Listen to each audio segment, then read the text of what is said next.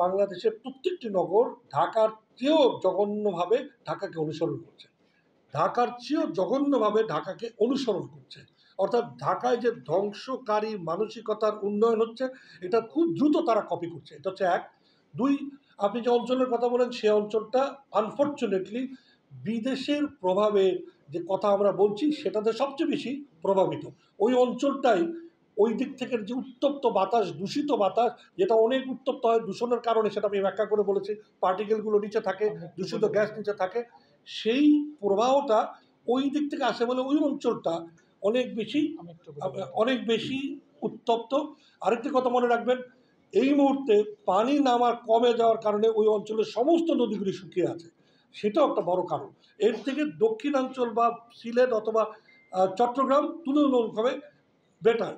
আবার মৌসুমি শুরু হবে, তো ফলে কিছু কিছু জায়গায় ভৌগোলিক কারণে, কিন্তু আমাদের ভূগোলের স্যার আছেন, যদি কিছু অ্যাড করেন।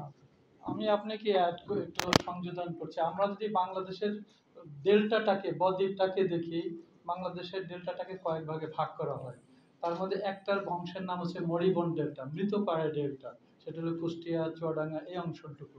এখানে ডেল্টা অত অ্যাক্টিভ নাই, এটা ন্যাচারালি। এবং এখানকার নদীগুলো আর অ্যাক্টিভ না, ওয়াটার সোর্স যেটা সাপ্লাই অফ ওয়াটার সোর্স, এগুলো খুব ইনঅ্যাক্টিভ।